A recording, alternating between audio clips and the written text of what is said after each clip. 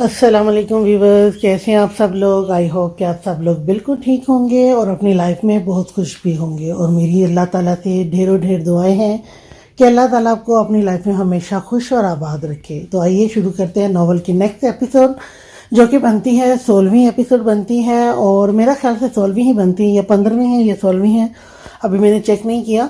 تو بہرحال ہم شروع کرتے ہیں اپنا ناول کا نام ہے میرے دل کا سکون ہو تم، اور اس کو لکھا ہے زویا علی شاہ نے۔ بہت کمال کا ناول ہے اور اس ناول کو پڑھنے کا بہت مزہ آ رہا ہے، اور اب اس ٹائم پہ جہاں پہ یہ ناول پہنچ چکا ہے، بہت انٹرسٹڈ ناول ہے، مجھے تو بہت مزہ آ رہا ہے، میں بہت انجوائے کر رہی ہوں اور امید کرتی ہوں کہ آپ لوگوں کو بھی پسند آ رہا ہوگا۔ تو چلیے آئیے شروعات کرتے ہیں، ٹائم ویسٹ نہیں کرتے ہیں مزید۔ تو جی ہمارا ناول شروع ہوتا ہے یہاں سے، تو آئیے شروع کرتے ہیں۔ اس لیے وہ بالکل بھی چونکا نہیں، اسے اب اس سے آگے جو ہونے والا تھا اس کا بھی اچھی طرح سے اندازہ تھا۔ دل بہت پریشان تھا، منہ بنا کر سارے ماحول کو دیکھ رہی تھی۔ مسکان کیا ہوا ہے؟ پلیز سسپینس مت کریٹ کرو، بیٹا مجھے بتائیں کیا ہوا ہے؟ اسفند نے گھبراہٹ سے مسکان کی طرف دیکھتے ہوئے پوچھا تھا۔ بھائی اسد نے دوسری شادی کر لی ہے۔ واٹ؟ اسفند کو اپنے کانوں پر یقین نہیں آیا تھا۔ اسد، مسکان کیا بول رہی ہے؟ اسفند نے اسد کی طرف دیکھتے ہوئے تسلی بخش جواب مانگا تھا۔ سچ بول رہی ہے، اسد نے صاف اور کھرا جواب دیا، بنا کوئی بہانہ بنایا۔ کس سے شادی کی ہے؟ انابیہ سعید سے، اسد نے جواب دیا۔ وہ بریگیڈیئر سعید اختر کی بیٹی سے؟ اسفند نے حیرانی کے ساتھ پوچھا۔ ایسی کون سی ضرورت آن پڑی تھی کہ تمہیں شادی کرنا پڑی؟ اسلام میں 4 شادیاں جائز ہیں، تو اس میں ضرورت نہ ضرورت کی کیا بات ہے؟ اسد نے اسپاٹ لہجے سے جواب دیا تھا۔ اسد تم اٹھ کر میرے ساتھ روم میں چلو۔ اسفند اسد کا ہاتھ پکڑ کر روم میں لے آیا تھا۔ اب بولو اسد، تم نے انابیہ سے شادی کیوں کی ہے؟ مجھے پتا ہے کہ کوئی نہ کوئی وجہ ضرور رہی ہوگی، تم مجھے بتا سکتے ہو کہ تم نے انابیہ سے نکاح کیوں کیا ہے؟ اسفند اسد کے کاندھے پر ہاتھ رکھ کر پوچھ رہا تھا۔ کچھ بھی نہیں ہوا، مجھے انابیہ پسند تھی تو اس لیے میں نے اس سے شادی کر لی۔ میرے خیال سے دوسری شادی کرنا کوئی گناہ نہیں ہے، اسد نے بہت کانفیڈنس کے ساتھ جواب دیا تھا۔ بکواس بند کرو اسد، مجھے پتا ہے کہ تم مسکان سے بہت پیار کرتے ہو اور تم چاہ کر بھی دوسری شادی کبھی نہیں کرو گے۔ اسفند نے اسد کی بات کو جھٹلاتے ہوئے کہا تھا۔ ہاں تو اگر میں نے دوسری شادی کر لی ہے تو اس سے مسکان کے ساتھ میرا پیار کم نہیں ہو جائے گا۔ مجھے کل بھی مسکان کی فکر تھی اور آج بھی ہے اور ہمیشہ رہے گی۔ اسد پلیز تم مجھے بتا سکتے ہو، اگر بتا دو گے تو میں تمہاری مدد ہی کروں گا۔ پلیز سچ بتاؤ کہ تم نے نکاح کیوں کیا ہے؟ کون سی مجبوری تھی؟ بچپن سے لے کر آج تک تم سے مسکان کی آنکھوں میں آنسو نہیں دیکھے جاتے تھے۔ مسکان کی ذرا سی تکلیف پر تم راتوں کو جاگتے رہتے تھے، کھانا نہیں کھاتے تھے۔ تو میں کیسے مان لوں کہ آج تم نے خود اپنی مرضی سے شادی کر کے مسکان کو اتنی تکلیف دے سکتے ہو؟ اسد کیا مجبوری تھی؟ پلیز تم مجھ پر بھروسہ کر کے مجھے بتا سکتے ہو، تمہارا راز راز ہی رہے گا۔ اتنا تو تم اپنے یار کو جانتے ہو کہ میرے لیے ہمارا کام، ہمارے فرض سب سے اہم ہے۔ میں ہمارے فرض اور کام کے بیچ میں کبھی رشتوں کو نہیں لے کر آتا، اس بات کو تم اچھی طرح سے جانتے ہو۔ بچپن سے لے کر آج تک اکٹھے ہی پلے اور بڑے ہوئے ہیں، اتنا بھروسہ تو تم مجھ پر کر ہی سکتے ہو۔ اسفند اسد کو یقین دلانے کی ہر ممکن کوشش کر رہا تھا، مگر اسد اپنے کیے ہوئے وعدے پر قائم تھا۔ وہ اسفند کو بتانے کے لیے تیار نہیں تھا کہ اس نے کس وجہ سے انابیہ سے نکاح کیا ہے۔ کوئی مجبوری نہیں تھی، جو سچ ہے میں وہی بتا رہا ہوں۔ مجھے انابیہ پسند تھی، اس لیے میں نے اس سے شادی کر لی۔ تو ٹھیک ہے، اگر پسند سے شادی کر لی ہے تو اس کو رکھو اپنے ساتھ، میں مسکان کو اپنے ساتھ لے جاؤں گا۔ میری بہن ایسی اذیت بالکل برداشت نہیں کرے گی۔ اسفند نے غصے سے اسد کے سینے پر ہاتھ رکھ کر اسے پیچھے کی طرف دھکا دیا تھا۔ وہ غصے سے روم سے نکل کر لاؤنج میں آ گیا تھا، جہاں پر مسکان اور دل چپ چاپ بیٹھی ہوئی ان دونوں کے آنے کا انتظار کر رہی تھی۔ چلو مسکان میرے ساتھ، اور یہ رونا بند کرو، ابھی تمہارا بھائی زندہ ہے، تمہیں رونے کی کوئی ضرورت نہیں ہے۔ اسفند نے مسکان کو ہاتھ سے پکڑتے ہوئے اپنے ساتھ جانے کو کہا تھا، مگر مسکان کا دوسرا ہاتھ اسد نے تھام لیا تھا۔ اسد جو اسفند کے پیچھے پیچھے ہی روم سے باہر آیا تھا، तुम मुस्कान को नहीं ले जा सकते। क्यों नहीं ले जा सकता? भाई हूँ इसका और मैं शोहर हूँ इसका। ये मेरी इजाज़त के बगैर यहाँ से नहीं जा सकती। इस वक्त दोनों ही फुल गुस्से में थे। मुस्कान को एक तरफ असद खींच रहा था तो दूसरी तरफ असफन और मुस्कान बीच में खड़े हुए रोए जा रही थी। असद खान, मैंने कहा हाथ छोड़ो मुस्कान का, असफन ने चिल्लाते हुए कहा था। असफन, शहरयार जो भी करना है कर लो, मगर मैं अपनी बीवी को यहाँ से जाने नहीं दूंगा, असद भी चिल्लाते हुए बोला था। असफन ने अपनी पिस्टल निकालकर असद पर तान ली थी। असद को धक्का देते हुए सोफे पर गिराकर असफन असद पर अपनी पिस्टल ताने हुए खड़ा था। क्यों नहीं जा सकती? क्या तुमने मेरी बहन को खरीद रखा है? एक शेर था तो दूसरा सवा शेर। असद खान नीचे से निकलकर असफन को सोफे पर गिराकर, अब पिस्टल असद खान के हाथ में था और वह असफन पर ताने हुए खड़ा था। मैं अपनी बहन को यहाँ से लिए बिना नहीं जाऊँगा और मैं भी देखता हूँ कि कैसे तुम मुझे रोकते हो। असफन बिना पिस्टल से डरे हुए ढारते हुए बोल रहा था। ठीक है, अगर तुम मुस्कान को लेकर जाओगे तो दिल को तुम्हें यहाँ पर छोड़ कर जाना पड़ेगा। असद ने अपनी डील असफन के सामने रखी थी। क्यों? मैं दिल को क्यों छोड़कर जाऊंगा? मैंने ऐसा कुछ नहीं किया जिसकी वजह से मुझे दिल को यहाँ छोड़कर जाना पड़े। दिल की बात पर असफन तड़प कर बोला था। जब किसी का कलेजा निकालने की जरूरत करो तो अपने दिल भी निकलवाने की हिम्मत रखा करो असफन शहरयार। दिल के नाम पर असफन को तड़पते हुए देखकर असद खान ने तंज किया था। दोनों के एक दूसरे पर पिस्टल ताने में देखकर मुस्कान और दिल की जान निकली हुई थी। दिल ने आगे बढ़कर असद के आगे हाथ जोड़ते हुए बोली, भाई आप ये क्या कर रहे हैं? हम बैठकर भी तो बात कर सकते हैं। असद को बाजुओं से पकड़कर खींचते हुए अब दिल असफन की तरफ देखकर बोली थी, असफन क्या हो गया है आपको? ये बात बैठकर भी तो हो सकती थी। वो दोनों को एक दूसरे से पीछे करते हुए समझाने की कोशिश कर रही थी। आपके भाई ने जो किया आपको लगता है दिल के आप बैठकर बात करने की कोई गुंजाइश है? असफन दिल पर चिल्लाया था। खबरदार, दिल पर चिल्लाने की ज़रूरत नहीं है। इस सारी बात में दिल का कोई कसूर नहीं है। असद अपनी बहन पर असफन को चिल्लाते देखकर बोला था। क्यों? अपनी बहन की बहुत तकलीफ हो रही है तुम्हें असद खान? और मेरी बहन के दिल पर जो तुमने वार किया है इसका जवाब कौन देगा? हम लोग अभी चलते हैं, हम लोग बाद में बात कर लेंगे। माहौल को इतना गर्म देखकर दिल असफंद को यहाँ से लेकर जाना चाहती थी। याद रखना, अगर मेरी बहन सुखी नहीं तो रहने में तुम्हारी बहन को भी नहीं दूंगा। जाते हुए असफंद असद को उंगली दिखाकर वार्निंग देते हुए घर से निकल आया था। मुस्कान रोते हुए असफंद और दिल के जाने के बाद रूम में चली गई। असद इतनी तल्ख कलामी के बाद कुछ देर लाउंज में खड़ा खुद को नॉर्मल करने की कोशिश करता हुआ अब रूम में आया था। मुस्कान सोफे पर बैठे हुए अपने हाथों को अपने मुंह पर रखकर सिसकियां लेते हुए रो रही थी। प्लीज़ मुस्कान, ये रोना बंद करो। आपका ये रोना मुझे पागल कर देगा। असद खान में इतनी हिम्मत है कि वो पहाड़ों से टकरा सकता है, मगर प्रिंसेस आपके आंसू मुझे तोड़ रहे हैं। इनसे टकराने की मुझ में हिम्मत नहीं है। ऐसी गलती दोबारा मत करना मुस्कान। अगर असद खान और असफन शहरयार को अगर आमने सामने लाकर खड़ा करोगी तो सिवाय तबाही के और कुछ नहीं मिलेगा, क्योंकि वो भी तुम्हारी खुशी के लिए जान ले भी सकता है और जान दे भी सकता है, और मैं भी आपको अपने पास रखने के लिए जान दे भी सकता हूँ, जान ले भी सकता हूँ। क्यों नहीं इतनी सी बात आपकी समझ में आ रही कि मैं आपको खुद से दूर नहीं कर सकता? अगर मैं खुद चाहूँ तब भी नहीं कर सकता। मेरी आती जाती सांसों की ज़मानत हो तुम, मेरे दिल के धड़कने की वजह हो तुम, मेरी आंखों की ठंडक हो तुम, मेरे कमरे की रौनक हो तुम। तो कैसे असद खान अपनी ज़िंदगी को बेरंग करके आपको जाने दे? असद अपने एक हाथ में पिस्टल लिए हुए बैठा था।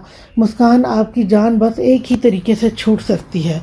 एक ही सूरत है जिसमें आप इस घर से जा सकती हैं, और वो सूरत यह है कि मैं मर जाऊं, क्योंकि मेरे जीते जी तो आपको असद खान की कैद से रिहाई नहीं मिल सकती। ये लीजिए पिस्टल और उतार दीजिए इसकी गोलियां मेरे सीने में। वो मुस्कान के हाथ में पिस्टल थमाते हुए बोला था। मुस्कान ने गुस्से से पिस्टल को पकड़कर दीवार के साथ मार दिया था। असद, आप में और मुझ में बहुत फ़र्क है। असद, आपने मुझे जीते जी मार दिया है, मगर मुझ में ये लफ्ज़ सुनने की हिम्मत नहीं है। अल्लाह ना करे कि आपको कुछ हो। अल्लाह ताला आपको मेरी भी उम्र लगा दे, आप हज़ारों साल जियो और हमारे बच्चों के सर पर आपका साया सलामत रहे। ऐसी घटिया बात दोबारा मुझसे मत कीजिएगा। अगर ऐसी दोबारा घटिया बात मुझसे की तो मत भूलिएगा। تو پھر بتاؤ جو کچھ میں کر چکا ہوں تو اس کا ازالہ کرنے کے لیے میں کیا کروں؟ چھوڑ دیں اس کو، نکال دیں اپنی زندگی سے اس لڑکی کو۔ بتائیں کر سکتے ہیں آپ یہ؟ وہ روتے ہوئے چلائی تھی، نہیں کر سکتا میں، یہ اسد خان مرتے مر جائے گا مگر کبھی اپنے وعدے سے پیچھے نہیں ہٹے گا۔ بیوی ہیں آپ میری، آپ کو اس بات کا اندازہ ہونا چاہیے۔ اور مسکان شہریار اپنی محبت میں کسی کی شرکت نہیں برداشت کر سکتی۔ شوہر ہیں آپ میرے، آپ کو بھی اندازہ ہونا چاہیے۔ آپ اپنے نام کے آگے سے میرا نام ہٹا رہی ہیں مسکان، میں اس کا کیا مطلب سمجھوں؟ وہ غصے سے بولا تھا، کیونکہ آپ نے اپنا نام کسی اور کے نام کے ساتھ جوڑ دیا ہے، اور مسکان اپنی چیزوں کے لیے بہت زیادہ پوزیسو ہے۔ میں اپنی ہر ایک چیز کو صرف اپنے تک ہی محدود رکھتی ہوں، پھر چاہے وہ اسفند بھائی ہو، پاپا ہو، یا آپ یا میرے بچے۔ یہ میرا وہ قیمتی سرمایہ ہے جو صرف میرا ہی ہے، میں ان کو کسی کے ساتھ بانٹ نہیں سکتی۔ مسکان میں کچھ چیز نہیں، شوہر ہوں آپ کا جسے آپ چاہ کر بھی دور نہیں کر سکتی۔ پلیز معاف کر دو، چھوڑ دو اس بات کو۔ کیوں ہمارا گھر آپ توڑنے پر تلی ہوئی ہیں؟ میں نہیں اسد، آپ تلے ہوئے ہیں ہمارا گھر توڑنے پر۔ بے وفائی میں نے نہیں، آپ نے کی ہے۔ اپنا الزام میرے سر پر مت دیں، میں نے ہمیشہ آپ سے وفا کی ہے، وفاداری نبھائی ہے۔ بے وفائی آپ نے کی ہے تو الزام مجھ پر مت لگائیں۔ وہ روتے ہوئے اپنی ہاتھوں سے بار بار آنسو صاف کرتے ہوئے بول رہی تھی، میں نے بھی آپ کے ساتھ کوئی بے وفائی نہیں کی۔ مسکان، صرف ایک نکاح کیا ہے جو ایک وعدہ ہے، بس مجھے اس لڑکی سے کوئی غرض نہیں، کوئی لینا دینا نہیں ہے۔ میں نے تو کبھی اس کی طرف آنکھ اٹھا کر بھی نہیں دیکھا اور نہ کبھی دیکھوں گا۔ میری محبت صرف آپ کے لیے، اسد خان، صرف آپ کے لیے ہے۔ میری بات کا ایک بار تو یقین کر کے دیکھو۔ مسکان، ایک غلطی تو خدا بھی معاف کر دیتا ہے، تم کیوں اتنی سخت دل بن گئی ہو؟ میں یقین دلاتا ہوں میں اس لڑکی کو سوائے عزت اور تحفظ کے کچھ نہیں دوں گا۔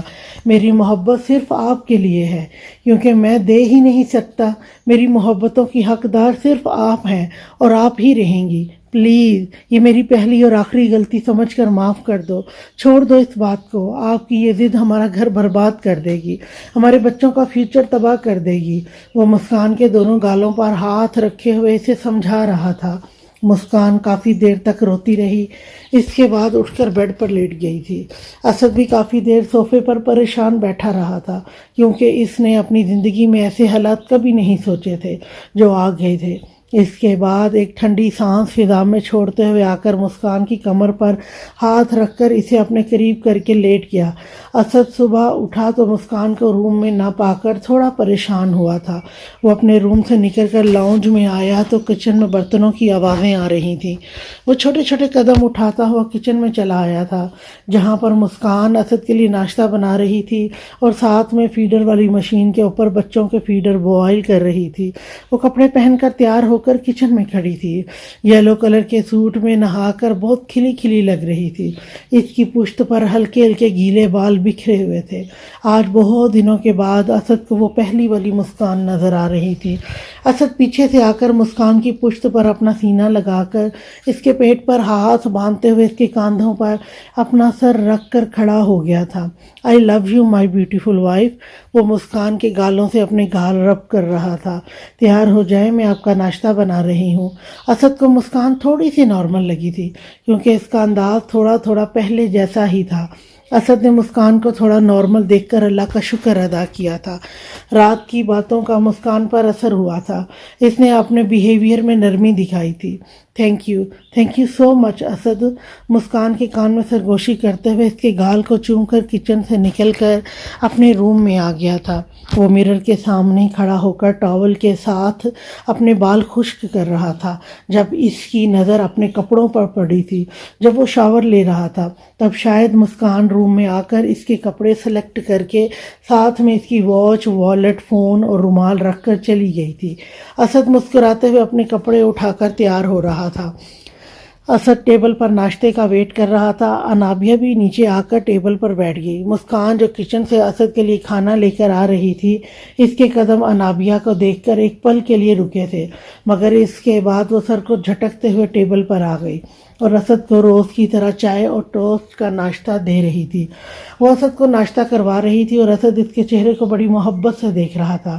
مسکان صرف اسد سے ہی بات کر رہی تھی اور وہ ناشتہ بھی صرف اسد اور اپنے لیے ہی بنا کر لائی تھی۔ انابیہ کا ناشتہ مریم بنا کر لے کر آئی تھی۔ وہ یوں پریزنٹ کروا رہی تھی جیسے کہ انابیہ ٹیبل پر دکھائی ہی نہ دے رہی ہو۔ اس وقت اسد چاہ کر بھی مسکان کو کچھ نہیں کہنا چاہتا تھا، کیونکہ بڑی مشکل سے مسکان صرف تھوڑا سا نارمل ہوئی تھی۔ انابیہ اپنا ناشتہ کر کے اوپر روم میں چلی گئی اور مسکان اور اسد اپنے روم میں آ گئے تھے۔ تھینک یو پرنسس، مجھے معاف کرنے کے لیے۔ میں نے ابھی آپ کو معاف نہیں کیا، بس میں کوشش کر رہی ہوں، مسکان نے دبی ہوئی آواز سے جواب دیا تھا۔ ہم تو اس پر بھی خوش ہیں کہ آپ کوشش تو کر رہی ہیں، وہ مسکان کی کمر پر ہاتھ رکھ کر اسے قریب کرتے ہوئے بولا تھا۔ اب اگر اجازت ہو تو میں اپنے آفس جانے والی کس لے سکتا ہوں؟ ویسے تو آج 3 کسز بنتی ہیں میری، کیونکہ مجھے رات میں بھی گڈ نائٹ کس نہیں ملی تھی، صبح اٹھ کر مارننگ کس بھی نہیں ملی، تو اب میرے حساب سے 3 کسز بنتی ہیں۔ اجازت ہے میں لے سکتا ہوں، جیسے آپ ہر کس کے لیے آپ مجھ سے اجازت ہی لیتے ہیں، مسکان نے طنز کرتے ہوئے کہا تھا۔ ہائی میری پرنسس کہ یہ اکڑو جواب، اسد مسکراتے ہوئے مسکان کے لبوں پر جھکا تھا اور بڑی نرمی کے ساتھ اس کے جوسی ہونٹوں کا جوس پی رہا تھا۔ چلو ٹھیک ہے، اب میں چلتا ہوں، آفس سے لیٹ ہو رہا ہوں۔ ویسے بھی آج آپ کے بھائی صاحب بھی آفس میں موجود ہوں گے، ابھی تو مجھے ان کا غصہ بھی برداشت کرنا ہے۔ جی تو آپ نے کام بھی تو ان کا غصہ برداشت کرنے جیسا ہی کیا ہے، اور خبردار اگر آپ میرے بھائی پر چلائے تو وہ اپنی جگہ حق پر ہے۔ اچھا جی بھائی کی چمچی، تھوڑی سی فکر اپنے شوہر کی بھی کر لو، اگر بھائی حق پہ ہے تو میں بھی حق پر ہوں۔ میں اپنی بیوی کو کیسے اس کے ساتھ جانے دیتا؟ اپنی بیوی کا نام سن کر تو آپ کے بھائی کی جان نکل گئی تھی۔ میری بیوی کو تو لے جانے کے لیے بڑا اتاولا ہو رہا تھا۔ میرے بھائی نے آپ کے جیسے کوئی کانڈ نہیں کیا جس کے لیے آپ اس کی بیوی کو اس سے دور کریں۔ جی آپ کے بھائی صاحب تو دودھ کے دھلے ہوئے ہیں، وہ تو کوئی غلطی کوتاہی کر ہی نہیں سکتے، ساری غلطیاں تو آپ کے شوہر نامراد ہی کرتے ہیں۔ وہ مصنوعی غصہ دکھاتے ہوئے مسکان کے ساتھ باہر والے گیٹ تک آ گیا تھا، جہاں روز کی طرح دروازے سے نکلنے سے پہلے اسد نے مسکان کے ماتھے کو اپنے لبوں سے چومتے ہوئے اللہ حافظ کہا تھا۔ اوپر سیڑھیوں پر کھڑی ہوئی انابیہ دیکھ رہی تھی۔ اس نے پہلے بھی کئی بار اس طرح سے دیکھا تھا کہ مسکان چاہے جتنی مرضی ناراض ہوتی تھی، مگر اسد اس کے ماتھے پر پیار کیے بنا کبھی نہیں جاتا تھا۔ وہ بڑی حسرت سے روز یہ منظر دیکھا کرتی تھی اور آج بھی اسی حسرت سے دیکھ رہی تھی۔ اسفن غصے سے گاڑی چلا رہا تھا، دل مرر کی طرف منہ کیے ہوئے سسکیاں لے کر رونے میں مصروف تھی۔ دل کی سسکیوں کی آواز پر اسفن نے دل کی طرف دیکھا۔ آپ کیوں رو رہی ہیں؟ آپ کو کیا ہوا ہے؟ اسفن نے حیرانی سے دل سے پوچھا تھا۔ آپ کی وجہ سے رو رہی ہوں؟ میری وجہ سے؟ میں نے کیا کیا ہے؟ آپ نے کہا ہے کہ اگر اسد بھائی مسکان آپی کے ساتھ برا سلوک کریں گے تو پھر آپ بھی میرے ساتھ ویسا ہی کریں گے۔ اس کا مطلب ہے کہ آپ بہت جلدی دوسری شادی کر لیں گے، اس لیے میں رو رہی ہوں۔ ماشاءاللہ، بڑی ذہانت ہے میری پیاری بیوی کے اندر۔ آپ کو لگتا ہے کہ میں دوسری شادی کر سکتا ہوں؟ ہاں، مجھے لگتا ہے کہ آپ بھی دوسری شادی کر لیں گے، کیونکہ مجھے اسد بھائی بھی ایسے نہیں لگتے تھے۔ جب انہوں نے شادی کر لی ہے تو آپ بھی تو کر سکتے ہیں۔ دل، یہ آپ مجھے سمجھا رہی ہیں کہ مجھے اکسا رہی ہیں؟ اسفن نے آئی برو اٹھا کر وضاحت مانگی تھی۔ آپ مجھ سے بات مت کریں۔ کیوں نہ کروں؟ کیونکہ آپ مجھ پر اتنی زور سے چلائے تھے۔ میں کب چلایا ہوں؟ اسفن کو سچ میں یاد نہیں تھا کہ اس نے دل کو کیا کہا تھا۔ آپ نے کہا تھا کہ آپ کے بھائی کی حرکت کے بعد کوئی گنجائش ہے جو ہم بیٹھ کر بات کریں۔ اوف مائی گاڈ، دل، تم اتنی سی بات کو اپنے دل پر لگا کر بیٹھی ہو۔ وہ سو کر کے روئے جا رہی تھی۔ دل، قسم سے یار، میں نے تو صرف اسد کو سمجھانے کی خاطر یہ سب کہہ رہا تھا، میں آپ پہ غصہ نہیں کر رہا تھا، اور نہ ہی میں کر سکتا ہوں۔ مجھے پتا ہے کہ جو کچھ اسد نے کیا ہے اس میں آپ کی کوئی غلطی نہیں ہے، تو میری جان، میں آپ پر کیوں غصہ کروں گا؟ اسفن دل کو پیار سے سمجھا رہا تھا۔ نہیں، مجھے پتا ہے آپ اپنی بہن کا بدلہ لینے کے لیے دوسری شادی کریں گے، مجھے پتا ہے۔ دل، جس طرح سے آپ مجھے اکسا رہی ہیں، میرے خیال سے مجھے شادی کر ہی لینی چاہیے۔ وہ اس بار سچ میں غصے سے بولا تھا۔ دل مرر کی طرف منہ کر کے روتے ہوئے بولی، مجھے تو پہلے ہی پتا ہے کہ آپ نے شادی کر لینی ہے۔ اسفند نے اپنے سر پر ہاتھ مارتے ہوئے لمبی سانس لی تھی۔ باقی کا راستہ خاموشی اور دل کی دبی دبی سو سو کر کے روتے ہوئے گزارا تھا۔ اسد گاڑی سے نیچے اترا مگر دل نہیں اتری تھی۔ اسفند 2 سیکنڈ کے انتظار کے بعد گاڑی کی دوسری طرف سے ہوتا ہوا دل کے گیٹ کی طرف آیا اور اس نے گیٹ کھولا، مگر دل دروازہ کھولتے ہی اسفند کی طرف پوری لٹک گئی تھی، مانو اسفند کی تو جیسے جان ہی نکل گئی تھی۔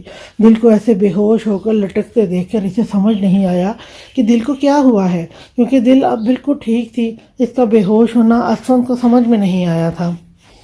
اسفند نے دل کو واپس گاڑی میں ڈالتے ہوئے گاڑی کو 100 کی سپیڈ سے کلینک کی طرف موڑا تھا۔ دل اب بھی بے ہوش تھی۔ اسفند دل کو لیڈی ڈاکٹر کے کلینک کے اندر لے آیا تھا۔ ڈاکٹر کو اسفند پہلے ہی فون کر چکا تھا، اس لیے لیڈی ڈاکٹر دل کا انتظار کر رہی تھی۔ اسد بڑا بے چین ہو کر صوفے پر بیٹھا ہوا تھا۔ لیڈی ڈاکٹر پردے کے پیچھے دل کا معائنہ کر رہی تھی۔ دل کا معائنہ کرنے کے بعد نرس کو ہدایت دینے کے بعد ڈاکٹر اسفند کی طرف آئی تھی۔ وہ آ کر اپنی کرسی پر بیٹھ گئی۔ ڈاکٹر سب ٹھیک ہے نا؟ پلیز کوئی بری خبر مت سنائیے گا، مجھ میں ہمت نہیں ہے اسے فیس کرنے کی۔ دل بالکل ٹھیک تھی اور دل کے سب دوائیوں میں نے پراپر سے اسے کھلائی ہیں اور دل کے سب ٹیسٹ بھی کلیئر تھے، تو اس طرح سے دل کا بے ہوش ہونا مجھے سمجھ میں نہیں آیا۔ اسفند کے ماتھے پر پسینے کی بوندیں صاف نظر آ رہی تھیں، جو اس کی حد سے زیادہ پریشان ہونے کا ثبوت تھا۔ مسٹر اسفند شہریار، ریلیکس ہو جائے اور پانی پی لیں، ڈاکٹر نے اسفند کے آگے بوتل کرتے ہوئے کہا تھا۔ ڈاکٹر مسکرا رہی تھی۔ ڈاکٹر کا مسکرانا اسفند کو سمجھ میں نہیں آیا تھا۔ ڈاکٹر پلیز آپ سسپینس مت بڑھائیں، مجھے بتائیں کہ دل بے ہوش کیوں ہوئی ہے، کوئی خطرے کی بات تو نہیں ہے؟ نہیں اسفند صاحب، کوئی خطرے کی بات نہیں ہے، بلکہ آپ کے لیے بہت بڑی خوشخبری ہے۔ اسفند نے بڑی ستائشی نظروں سے ڈاکٹر کی طرف دیکھا۔ آپ پاپا بننے والے ہیں، اور دل میم کیوٹ سی ماما۔ ڈاکٹر کی بات پر اسفند کے انابی لب مسکرائے تھے اور وہ ہاں میں آہستہ سے سر کو ہلاتے ہوئے مسکرا کر اپنے نچلے ہونٹ کو دانتوں تلے دبا گیا تھا۔ Thank you doctor, thank you. دل ٹھیک ہے نا؟ جی آپ کی مسز بالکل ٹھیک ہے، بس شاید ان کو کوئی سٹریس تھا جس کو وہ ہینڈل نہیں کر پائی، اور اوپر سے کنڈیشن ایسی تھی جس کی وجہ سے وہ بے ہوش ہو گئی۔ اسفند کو یاد آ گیا تھا کہ دل نے کسی بات کی ٹینشن لی ہے۔ آپ کو ان کا بہت سارا خیال رکھنا پڑے گا، کیونکہ آپ کی مسز بہت نازک مزاج ہیں، اس لیے آپ کو ان کا بھرپور خیال رکھنا ہوگا، تبھی آپ ایک صحت مند ماں اور بچے کو اپنے گھر لے جا پائیں گے۔ ڈاکٹر نے کچھ ضروری ہدایت دی اور ساتھ میں میڈیسن لکھ دی جو دل کو ریگولر کھلانی تھی۔ اسفند صاحب، آپ کو اپنی وائف کی ڈائٹ کا بہت اچھے سے خیال رکھنا ہوگا اور ان کو ہر 1 ماہ کے بعد روٹین چیک اپ کے لیے لے کر آنا ہوگا۔ ڈاکٹر کی پوری ہدایت سننے کے بعد اسفند دل کو لے کر گاڑی میں آ گیا تھا اور وہ دل کے چہرے کو دیکھ کر مسکرائے جا رہا تھا۔ دل شرم کے مارے اپنا منہ مرر کی طرف کر کے بیٹھی ہوئی تھی۔ اسفند نے ہاتھ بڑھا کر دل کا چہرہ اپنی طرف کیا۔ اب آپ کو مجھ سے شرم آ رہی ہے؟ آپ کو بہت بہت مبارک ہو مسز اسفند شہریار۔ اسفند نے آگے بڑھ کر دل کے گال پر کس کی تھی۔ اسفند پلیز یہاں پر مت شروع ہو جائیے گا۔ دل نے شرماتے ہوئے اپنے گال پر ہاتھ رکھ کر کہا تھا، نہیں اب میں تھوڑا سمجھدار ہونے کی کوشش کروں گا، کیونکہ اب میں پاپا بننے والا ہوں۔ اسفند نے دل کی بات کا مذاق اڑاتے ہوئے کہا تھا، میرے خیال سے گھر پہنچ کر سب سے پہلا فون آپ کے سسر جی کو کرنا پڑے گا، جن کو بہت شدت سے اپنے پوتے پوتی چاہیے تھے۔ ان کو بتانا پڑے گا کہ ان کی بہو اور بیٹا پورا انتظام کر رہے ہیں، جلد ہی ان کو دادا ابو بنانے گا۔ اسفند کی بات پر دل کو اور شرم آ رہی تھی۔ وہ دونوں بے حد خوش تھے۔ یہ احساس ہی اتنا خوبصورت تھا کہ دونوں کے گال بلش کر رہے تھے۔ اسفند نے گھر آ کر اپنے پاپا کو فون کر کے بتایا تو خوشی سے اس کے پاپا کی تو ایڑی زمین پر نہیں لگ رہی تھی۔ اسفند کے پاپا بہت ساری دعائیں دے رہے تھے۔ اپنے بیٹے اور بہو کو جلدی ملنے کے لیے بلایا تھا، کیونکہ اسفند اس حادثے کے بعد جب 1 سال تک آئی لینڈ پر رہا تھا تو اسفند کے پاپا اپنے اکلوتے بیٹے کو دیکھنے اور ملنے کو بہت دل کرتا تھا، مگر اسفند کی سیکیورٹی کی وجہ سے وہ ملنے نہیں آ سکتے تھے۔ مگر اسد ان کو ہر صورتحال سے آگاہ و باخبر رکھتا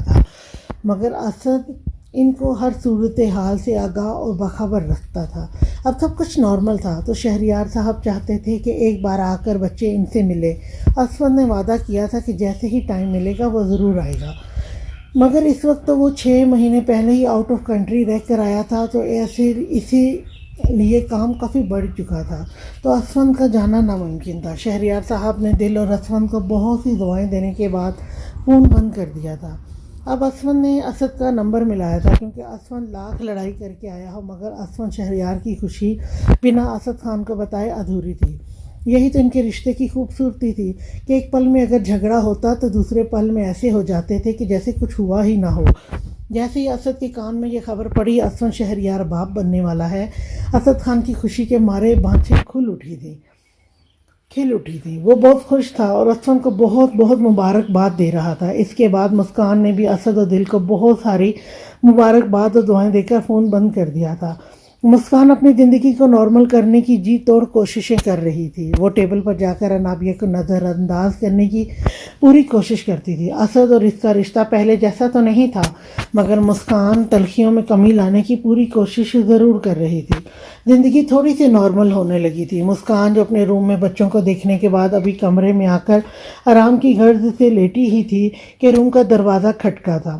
آ جاؤ، اجازت ملتے ہی مریم پھولی ہوئی سانس کے ساتھ روم میں داخل ہوئی تھی۔ مسکان بیڈ سے اٹھ کر بیٹھ گئی تھی مریم کی گھبراہٹ کو دیکھ کر۔ مریم کیا ہوا ہے؟ کیوں اتنی گھبرائی ہوئی ہو؟ بچے تو ٹھیک ہیں نا؟ مسکان کو فوراً سے اپنے بچوں کی فکر ہوئی تھی۔ جی میم، بچے تو بالکل ٹھیک ہیں، مگر انابیہ بی بی اپنے روم میں بے ہوش پڑی ہیں۔ کیا ہوا ہے اسے؟ میم پتہ نہیں، میں تو ان کے روم میں صفائی کرنے کے لیے گئی تھی، مگر وہ بیڈ کے پاس بے ہوش پڑی ہیں اور ان کے سر میں سے خون بھی نکل رہا ہے۔ مسکان دل کی بہت نرم تھی۔ بے شک اس کا رشتہ انابیہ کے ساتھ ایسا تھا کہ اس کی شکل بھی نہیں دیکھنا چاہتی تھی، مگر اس وقت اسد گھر میں موجود نہیں تھا، اس لیے وہ انسانیت کے ناطے مریم کے ساتھ اس کے پیچھے پیچھے انابیہ کے روم تک آ گئی تھی۔ روم میں سچ مچ انابیہ بے ہوش پڑی تھی اور اس کے سر سے خون بھی کافی بہہ رہا تھا۔ شاید وہ جب بے ہوش ہو کر گری تو اس کا سر سائڈ ٹیبل کے کونے سے ٹکرا گیا تھا۔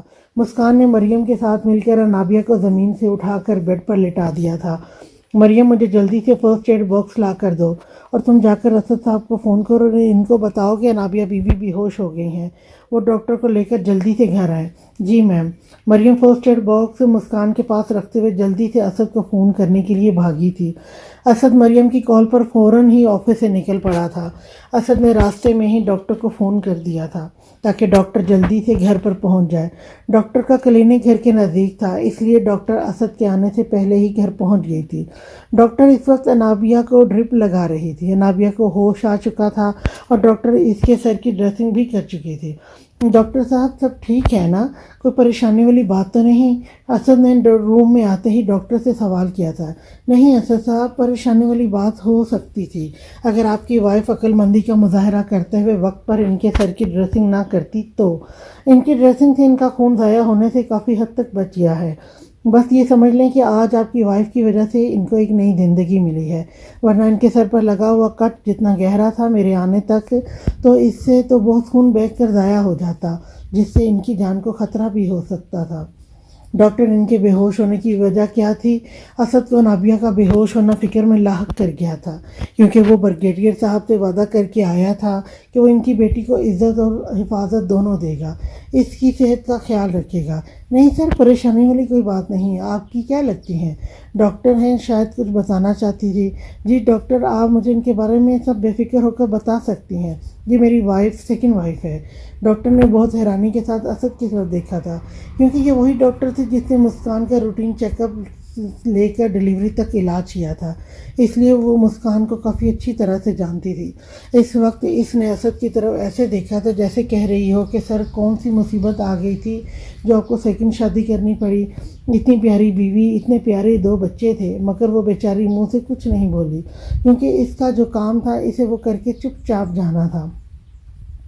سر آپ کے لیے خوشخبری ہے، آپ کی سیکنڈ وائف پریگننٹ ہے، مگر سر آپ کے لیے پریشانی کی بات یہ ہے کہ ان کی ایج بہت کم ہے اور یہ فزیکل طور پر بھی کافی انفٹ ہے، اس لیے آپ کو ان کا بہت زیادہ خیال رکھنا پڑے گا۔ ڈاکٹر نے جو الفاظ بولے تھے وہ بم بن کر اسد اور انابیہ پر گرے تھے۔ ان الفاظوں کو سنتے ہی اسد کے دماغ میں صرف مسکان کا چہرہ آیا تھا اور اس نے ارد گرد نظر دوڑا کر دیکھا تو مسکان کہیں نہیں تھی۔ ڈاکٹر، کیا یہ بات آپ مسکان کو بتا چکی ہیں؟ جی سر، آئی ایم سوری، مجھے نہیں پتا تھا کہ یہ آپ کی سیکنڈ وائف ہے، اور نہ ہی مسکان میم نے کوئی ریئیکٹ کیا ہے، وہ روم سے چپ چاپ چلی گئی تھی۔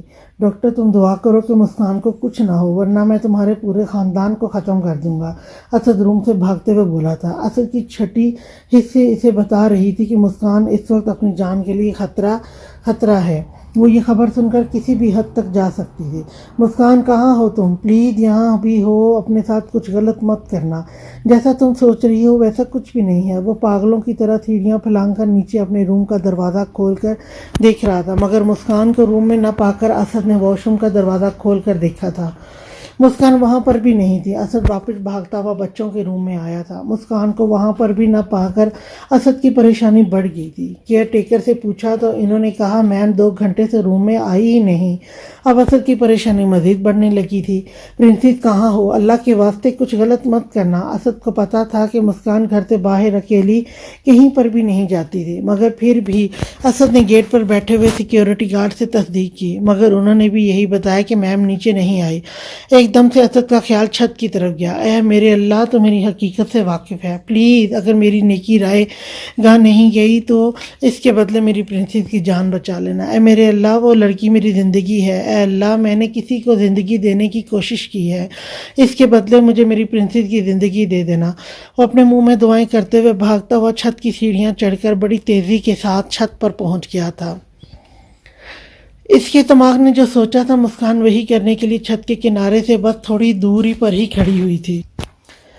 प्रिंसेस प्लीज़, आपको बच्चों की कसम है, कोई गलत कदम मत उठाना। मैं आपको सब समझाता हूँ। प्लीज़ हम बैठकर बात करते हैं। ऐसा गलत कदम मत उठाना। खुदा की नज़रों में भी आप हमेशा गुनहगार ही रहोगी, क्योंकि खुद पर दोज़ख की आग वाजिब करने लगी हो। मुस्कान छत के किनारे के इतने पास खड़ी हुई थी कि अगर असद ज़बरदस्ती इस तक पहुंचने की कोशिश करता तो मुस्कान असद के आने से पहले नीचे छलांग लगा चुकी होती। इसलिए असद इससे दूर खड़ा होकर इसे मुतमईन करने की कोशिश कर रहा था। मुस्कान की हालत इस वक्त बहुत ख़राब थी। इसका पूरा चेहरा आंसुओं से भीगा हुआ था, बाल गले में बिखरे हुए थे और वो दुपट्टे नाम की इसके गले में कोई चीज़ नहीं थी। वो इस वक्त बिल्कुल अब नॉर्मल लग रही थी। असद, अब भी आपको लगता है कि कुछ ऐसा है जो आप बोलकर मुझे मुतमईन कर सकते हैं? वो रोते हुए अपने कदम पीछे को ले जा रही थी। मुस्कान प्लीज़ अपना हाथ मुझे दो, कोई गलती मत करना। आपको ही तो थमाया था अपना हाथ, मगर आपने तो बीच सफ़र में ही छोड़ दिया। वो अपने हाथ को पीछे की तरफ करते हुए हिचकियों के साथ रो रही थी। मुस्कान अपने कदम छत के किनारे की तरफ ले जा रही थी। प्रिंसेस प्लीज़ मुझे ऐसी सज़ा मत देना यार, हमारे छोटे छोटे बच्चे हैं। असद बेबसी से तड़प कर बोल रहा था। बच्चों के लिए आपने माँ का इंतज़ाम कर तो दिया है, वो आपको, आपके बच्चों को बहुत अच्छी तरह से संभाल सकती है, और अब तो आप बाप बनने वाले हैं और वो आपके बच्चे की माँ। आपने इसे पूरी तरह से अपना लिया है, बस मुझे बेवकूफ़ बनाते रहे। मुस्कान खान आपका है और आपका ही रहेगा। और मुस्कान इतनी पागल थी कि आपकी बातें सुनकर यकीन करने लगी थी। मुस्कान छत के किनारे पर पहुंच चुकी थी। इसका एक और कदम इसे नीचे गिराने के लिए काफ़ी था। असद का सारा ध्यान इसके कदमों पर था। असद ने मुस्कान को अपनी बातों में लगा कर रखा हुआ था ताकि वो मुस्कान को अपनी तरफ खींच सके। असद, आप तो रोज़ मेरे पास होते थे ना, फिर कब आप इसके इतने करीब हो गए कि मुझे पता ही नहीं चला। मुस्कान का बिहेवियर इस वक्त अब नॉर्मल था, वो अपने सेंस में नहीं थी। असद ने मौका देखकर इसे अपनी तरफ खींच लिया था। छोड़ दें मुझे, मैं जीना नहीं चाहती, मुझे मर जाने दें। असद के ज़ोर से अपनी तरफ खींचने पर दोनों ही अपना तवाज़न बरकरार नहीं रख पाए थे। असद सीधा ज़मीन पर आ गिरा था और मुस्कान इसके सीने पर आकर गिरी थी। असद ने अपना हाथ मजबूती से मुस्कान की कमर पर बांध रखा था। असद की पकड़ से वो लाख चाहने के बावजूद भी निकल नहीं सकती थी। मुस्कान अपना आप असद से छुड़वाने की जी तोड़ कोशिश कर रही थी। क्या चाहते हैं आप? वो चीखी थी। जीने भी नहीं देते, मरने भी नहीं देते। मुस्कान की हालत देखकर असद की आंखों में भी आंसू आ गए थे। कैसे मरने दूं आपको? आप तो असद खान की जीने की वजह हो। मत बोले इतना मोहब्बत भरे अल्फाज, मुझे सब झूठ लगते हैं। मुस्कान, मेरी आंखों में देखो कि आपको मेरी मोहब्बत झूठी लगती है। मुझे आपकी कोई बात नहीं सुननी, मुझे छोड़ें। वो अपनी कमर से असद का हाथ छुड़वा रही थी। असद उठकर खड़ा हो गया और नीचे झुककर ज़बरदस्ती मुस्कान को अपनी गोद में उठा लिया। मुझे नीचे उतार दें। اسد ورنہ میں آپ کی جان لے لوں گی، لے لو اگر لے سکتی ہو تو۔ مسکان کا غصہ اس وقت عروج پر تھا۔ اسد نے مسکان کو اتنے غصے میں پہلی بار دیکھا تھا۔ مسکان نے پورے زور سے اسد کے بازوؤں پر اپنے دانتوں سے کاٹا تھا، مگر مجال ہے کہ اسد کے منہ سے اف بھی نکلا ہو۔ وہ مسکان کو لے کر چھت سے سیڑھیاں اتر کر روم میں آ گیا تھا۔ مسکان نے اپنے دانت اب بھی اسد کے بازو میں گاڑ رکھے تھے۔ مسکان نے خود اپنی مرضی سے ہی دانت باہر نکالے تھے۔ اسد وائٹ شرٹ پر مسکان کے دانتوں کے نشان خون میں لتے ہوئے نظر آ رہے تھے، مگر اسد کو اس وقت اس تکلیف سے کوئی فرق نہیں پڑ رہا تھا۔ اسد کی آنکھوں کے سامنے سے وہ نہیں جا رہا تھا جب وہ چھت پر پہنچا تھا اور مسکان کنارے پر کھڑی ہوئی تھی۔ وہ سوچ رہا تھا کہ اگر میرا رب آج مجھے صحیح وقت پر نہ پہنچاتا تو آج میری پرنسس میرے ساتھ نہیں ہوتی۔ یہ سوچنا ہی اتنا جان لیوا تھا کہ اس کی سانسیں اکھڑنے لگی تھی۔ وہ مسکان کو بیڈ پر لٹا کر جلدی سے سائڈ ٹیبل پر رکھے ہوئے جگ سے پانی ڈال کر ایک ہی سانس میں پی گیا تھا۔ اس نے پانی کو اتنی بے دھیانی اور جلدی میں پیا تھا کہ بہت سارا پانی اس کی شرٹ پر گر گیا تھا۔ اسد آپ ٹھیک ہیں؟ اسد کی عجیب سی حالت دیکھ کر مسکان کو اسد کی فکر لاحق ہونے لگی تھی۔ وہ چونک گیا تھا مسکان کی آواز سے۔ کیا مسکان؟ کیوں کیا مسکان آپ نے ایسا؟ آپ کو ایک بار بھی میرا اور بچوں کا خیال نہیں آیا؟ ہم کیسے جیتے آپ کے بنا؟ آپ مجھ سے اتنی بدگمان ہو گئی ہیں کہ اپنی جان لینے جا رہی تھی تو اب بھی کوئی کسر باقی رہ گئی ہے جو آپ پوری کرنا چاہتے ہیں؟ مسکان طنزیہ مسکراہٹ اپنے چہرے پر سجائے ہوئے بولی تھی۔ میرے نام کی محبت، میرا سر نیم، میرا بھروسہ، اور اب جو بھرم باقی رہ گیا تھا کہ اسد خان صرف میرے بچوں کا باپ ہے، وہ بھرم بھی آپ نے چکنا چور کر دیا۔ پلیز اسد، اب یہ مت کہنا کہ آپ اس لڑکی سے محبت نہیں کرتے، کیونکہ بنا محبت کے نکاح اور بچے نہیں ہوتے۔ نہیں، میں اب آپ کو کوئی صفائی نہیں دوں گا۔ میرا رب جانتا ہے تو میرا انصاف بھی وہی کرے گا۔ اسد پلیز مجھے جانے دیں، آپ کی شرط تھی کہ میں بچوں کو اپنے ساتھ نہیں لے جا سکتی، مجھے منظور ہے۔ مسکان کی بات پر اسد نے بڑی بے یقینی سے مسکان کی طرف دیکھا تھا، جیسے اسے یقین ہی نہ آ رہا ہو کہ اس کی پرنسس ایسا بول سکتی ہے۔ اگر آپ نہیں چاہتے کہ میں اپنی جان دوں تو پلیز مجھے میرے حال پر چھوڑ دیں۔ ٹھیک ہے، تیار ہو جائیں اور بچوں کو بھی تیار کر لیں، میں آپ کو اسفند کی طرف چھوڑ آؤں گا۔ اسد کے جواب پر مسکان نے بھی چونک کر اسد کی طرف دیکھا تھا۔ مسکان کو بھی اتنی آسانی سے اسد کے مان جانے کی امید نہیں تھی۔ اسد مسکان کی خودکشی والی حرکت سے بہت ڈر گیا تھا۔ اس نے یہی سوچ کر یہ فیصلہ کیا تھا کہ مسکان اور بچوں کو وہ اسفند اور دل کے پاس چھوڑ آئے گا۔ یہ فیصلہ کرنا اسد کے لیے کتنا مشکل تھا، یہ بات صرف اسد خان کا دل ہی جانتا تھا، مگر نہ تو وہ اپنی پرنسس کی آنکھوں میں آنسو دیکھ سکتا تھا اور نہ اپنے بچوں کو ان کی ماں سے دور کر سکتا تھا۔ بے شک اس نے بے وفائی جان بوجھ کر نہیں کی تھی، مگر وہ اس وقت سزا کا مستحق تو تھا۔ جب پیار میں ملاوٹ ہو جائے تو محبوب کسی بھی حد تک جا سکتا ہے۔ جیسے اس وقت مسکان سنگ دل بن کر اسد سے دور ہونا چاہتی تھی۔ اسد کی لاکھ کوششوں کے باوجود بھی مسکان اپنا دل اسد کے لیے صاف نہیں کر پا رہی تھی، اور اب تو اسد کو کوئی گنجائش بھی نظر نہیں آ رہی تھی۔ اسد اسے مزید تکلیف بھی نہیں دے سکتا تھا، اس لیے اس نے اپنے لیے یہی سزا تجویز کی تھی کہ وہ اپنے بچوں اور مسکان کو اسفند کے گھر چھوڑ کر پرسکون رہنے دے گا، اور خود اپنے گھر میں رہ کر اپنے بے رونق و بے رنگ گھر کو دیکھ کر اپنی سزا کاٹے گا۔ یہ تو سچ تھا کہ اسد نے کبھی یہ تصور نہیں کیا تھا کہ زندگی ایسے موڑ پر بھی لا کر کھڑا کرے گی جب اسے اپنی زبان سے مسکان کو گھر سے جانے کی رضامندی دینی پڑے گی۔ اسد بچوں کو اپنے پاس رکھ سکتے ہیں۔ اسد آپ بچوں کو اپنے پاس رکھ سکتے ہیں۔ مجھے پتا ہے کہ آپ بچوں سے بہت پیار کرتے ہیں اور آپ ان کے بنا نہیں رہ سکتے۔ اسد کی حالت اس وقت ٹھیک نہیں تھی، جو مسکان کو صاف نظر آ رہی تھی، کیونکہ اسد خان کا اتنی آسانی سے مسکان کے جانے کے لیے مان جانا اس بات کی دلیل تھا کہ اسد دماغی طور پر بہت اپسیٹ ہے۔ مسکان لاکھ اسد سے ناراض ہو، مگر وہ کبھی بھی اس کے لیے نہ تو بد دعا کر سکتی تھی اور نہ اس کا کبھی برا سوچ سکتی تھی۔ اگر اسد خان نے اس سے اتنا پیار کیا تھا تو جان تو جان پر تو مسکان کے بھی بن جاتی تھی اسد کو ذرا سا تکلیف میں دیکھ کر۔ نہیں، آپ بچوں کو اپنے ساتھ لے جائیں، آپ ان کی دیکھ بھال مجھ سے بہتر کر سکتی ہیں۔ ویسے بھی آپ جتنا مجھے ظالم سمجھتی ہیں، میں اتنا ظالم نہیں ہوں۔ میں کیسے آپ کو اپنے بچوں سے دور کر سکتا ہوں اور کیسے بچوں کو ان کی ماں سے دور رکھ سکتا ہوں؟ بچوں کو تیار کر لو، میں آپ کو اسد کے گھر چھوڑ آؤں گا۔ اسد اس وقت اتنے اسمارٹ اور نارمل چہرے سے مسکان کے ساتھ بات کر رہا تھا کہ مسکان کو سچ میں اسد کی فکر ہونے لگی تھی۔ اب بچوں کے بنا کیسے رہیں گے؟ مسکان نے پھر سے وہی سوال دہرایا تھا۔ جیسے آپ کے بنا رہوں گا۔ جب اسد خان مسکان کے بنا رہ سکتا ہے تو پھر اپنے بچوں کے بنا بھی رہ لے گا۔ آپ یہ سوچ کر پریشان نہ ہوں، آپ وہ کریں جس سے آپ کو سکون ملتا ہے۔ میں نے جو کیا ہے شاید اس کا کوئی ازالہ نہیں ہے۔ میں اپنی غلطی ماننے کے لیے تیار ہوں، اس لیے آپ جو بھی مجھے سزا دیں گی مجھے قبول ہے۔ پلیز آپ سے اتنی ریکویسٹ ہے کہ آپ اپنی جان کے لیے خطرہ نہیں بنیں گی۔ اگر آپ کو لگتا ہے کہ کبھی بھی اسد خان نے آپ سے سچی محبت کی ہے تو اس محبت کے واسطے آپ مجھ سے یہ ایک وعدہ کریں۔ اسد کو اب بھی صرف مسکان کی فکر تھی۔ اسد اٹھ کر روم سے باہر چلا گیا تھا۔ وہ اس وقت ٹیرس پر جا کر اپنے غم کو دھوئیں میں اڑا کر کم کرنا چاہتا تھا۔ مسکان بڑی بے دلی کے ساتھ اٹھ کر تیار ہونے لگی تھی۔ پھر جا کے اس نے کیئر ٹیکر سے بچوں کو بھی تیار کرنے کا بول دیا تھا۔ اب وہ اپنے روم میں صوفے پر بیٹھے ہوئے گہری سوچ میں مبتلا تھی۔ وہ یہ سوچ رہی تھی کہ کیا اس کا یہ فیصلہ صحیح ہے؟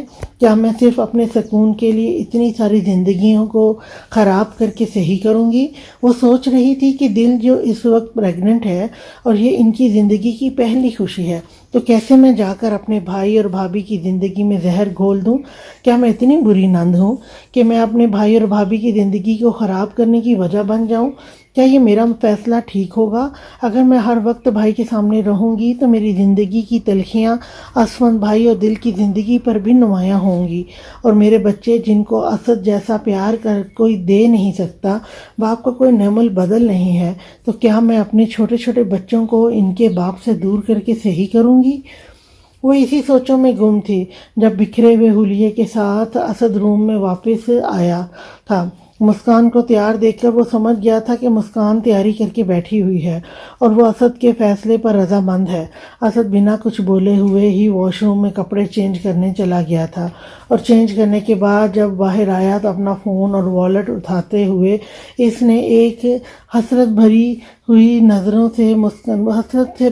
نظر مسکان پر ڈالی تھی اور ٹھنڈی سانس بھرتے ہوئے بولا تھا، آ جائیں، میں گاڑی میں آپ کا ویٹ کر رہا ہوں۔ کیوں، آپ ہمیں ساتھ لے کر نہیں جائیں گے؟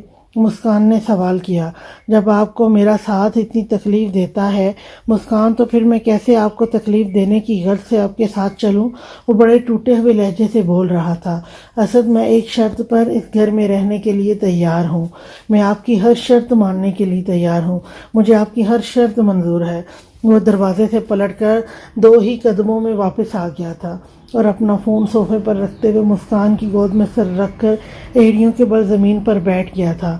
آپ گھر میں رہ کر نہ مجھ سے بات کریں گے، نہ ہی میری طرف دیکھیں گے۔ میں آپ کے لیے اجنبی ہوں اور آپ میرے لیے اجنبی ہیں۔ آپ کا اور میرا کوئی لینا دینا نہیں ہوگا۔ بس ہم دونوں اس گھر میں اپنے بچوں کے لیے رہیں گے۔ یہ مت سوچیے گا کہ یہ فیصلہ میں نے آپ کی محبت میں کیا ہے۔ میں نے یہ فیصلہ بہت ساری زندگیوں کو خراب ہونے سے بچانے کے لیے کیا ہے۔ میں اسد بھائی اور دل کی زندگی میں مشکلیں کھڑی نہیں کرنا چاہتی تھی، اور نہ ہی اپنے بچوں کو ان کے باپ کے پیار سے محروم کرنا چاہتی ہوں۔ اسد نے سر اٹھا کر مسکان کی آنکھوں کی طرف دیکھا تھا۔ مسکان کی آنکھوں سے آنسو ٹپ ٹپ نیچے گر رہے تھے اور اس کے گالوں کو بھگو رہے تھے۔ آنسو تو اسد کی آنکھوں میں بھی بھر رہے تھے مسکان کی بات سن کر، مگر اسے مسکان کا یہ فیصلہ اس گھر سے جانے کے فیصلے سے زیادہ اچھا لگا تھا۔ چلو محبوب آنکھوں کے سامنے تو رہے گا، آتے جاتے دیدار تو ہوتا رہے گا، یہی سوچ کر اس نے حامی بھر لی تھی۔ ٹھیک ہے، مجھے آپ کا ہر فیصلہ منظور ہے۔ میں آپ کے ساتھ اس روم میں نہیں رہوں گی، میں اپنے بچوں کے ساتھ ان کے روم میں رہوں گی۔ میں آپ کا کوئی کام نہیں کروں گی، مجھے یہ بھی منظور ہے۔ میں ٹیبل پر آپ کے ساتھ کھانا نہیں کھاؤں گی، منظور ہے۔ آپ مجھے اپنے قریب لانے کے لیے کوئی زور زبردستی نہیں کریں گے، یہ بھی منظور ہے۔ مسکان، اب یہ مت کہنا کہ میں آپ کو سانس بھی نہیں لینے دوں گی، کیونکہ میری سانسیں تو پہلے ہی آپ بند کر چکی ہیں اپنی شرطیں منوا کر۔ اب مزید کچھ مت کہنا۔ اسد اپنے آنسوؤں کو روکتے ہوئے مسکان کے پاس سے اٹھ کر بیٹھ کر کراؤن سے ٹیک لگا کر ٹانگوں کو نیچے لٹکائے ہوئے آنکھیں بند کر کے لیٹ گیا تھا۔ مسکان روم سے اٹھ کر بچوں کے روم میں چلی گئی تھی۔ اسد اور مسکان کی زندگی میں کوئی رنگ نہیں تھا، بڑی بے رنگ سی زندگی ہو گئی تھی۔ مسکان اسد کی موجودگی میں روم سے باہر ہی نہیں آتی تھی۔ اسد مسکان کی ایک جھلک دیکھنے کے لیے کتنے کتنے دن انتظار کرتا رہتا۔ اسد کو دن مہینے کے جیسے لگتے تھے اور مہینے سالوں جیسے۔ وقت تھم سا گیا تھا۔ اسد انابیہ کی صحت کا پورا خیال رکھتا۔ اس وقت بھی وہ انابیہ کے روم میں اسے دوائی دینے آیا تھا۔ انابیہ، صبح تیار رہنا، آپ کو ڈاکٹر کے پاس چیک اپ کے لیے جانا ہے۔ انابیہ اسد کو بڑی حسرت سے دیکھ رہی تھی۔ انابیہ، میں آپ سے بات کر رہا ہوں۔ جی جی، سن رہی ہوں۔ اسد کو انابیہ کا بدلا ہوا انداز سمجھ میں آتا تھا، مگر وہ اسے نظر انداز کر دیتا تھا۔ اسد انابیہ کو دوا دے کر واپس جا رہا تھا۔ انابیہ نے اسد کا ہاتھ تھام لیا۔ وہ اپنے معصوم سے دل کا کیا کرتی جو اسد کی محبت چاہتا تھا۔ اسد، کیا مجھے آپ کے دل میں تھوڑی سی بھی جگہ نہیں مل سکتی؟